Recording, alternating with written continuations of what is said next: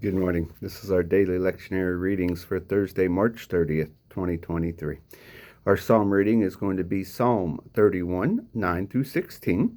Our Old Testament reading is going to be 1 Samuel 16, 11 through 13. And then our New Testament reading is going to be Philippians chapter 1, verses 1 through 11. And we are going to be listening today out of the Message. And with it being Thursday, we are now looking forward to what is going to be at church on Sunday. Psalm 31.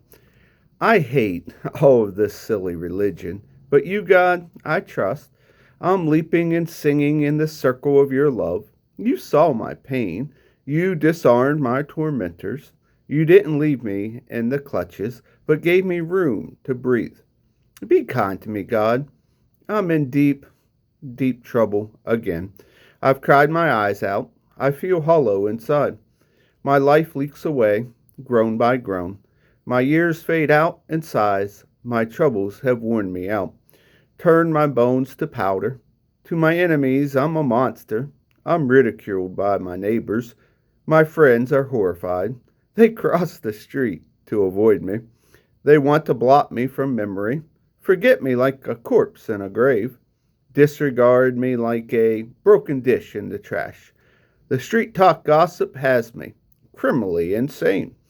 Behind locked doors, they plot how to ruin me for good. Desperate, I throw myself on you. You are my God.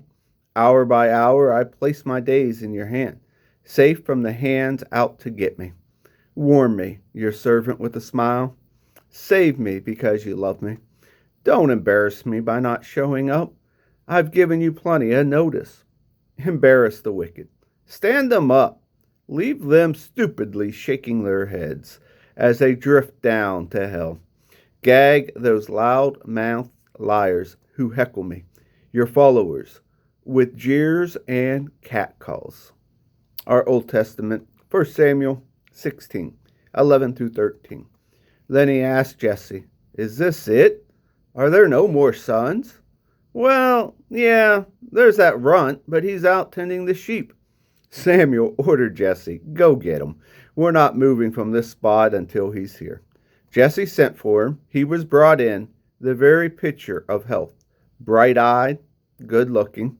And God said, Up on your feet, anoint him. This is the one.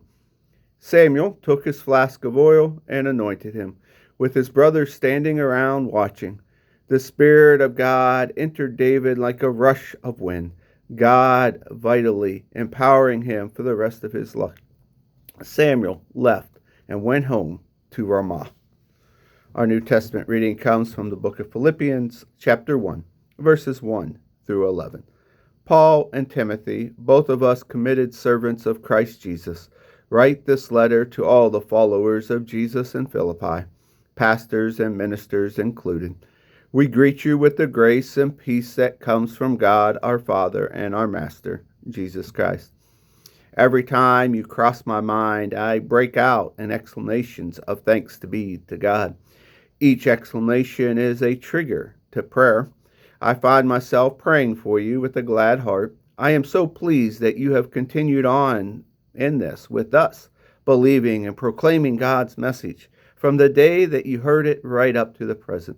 There has never been the slightest doubt in my mind that the God who started this great work in you would keep it and bring it to a flourishing finish on the very day Jesus Christ appeared. It's not all the fanciful for me to think of this way about you. My prayers and hopes have deep roots in reality.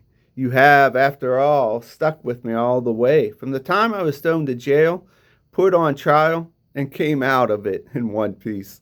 All along, you have experienced with me the most generous help from God. He knows how much I love and miss you these days. Sometimes I think I feel as strongly about you as Christ does. So this is my prayer, that your love will flourish and that you will not only love much, but well. Learn to love appropriately. You need to use your head and test your feelings so that your love is sincere and intelligent, not sentimental gush. Live a lover's life. circumspect and exemplary.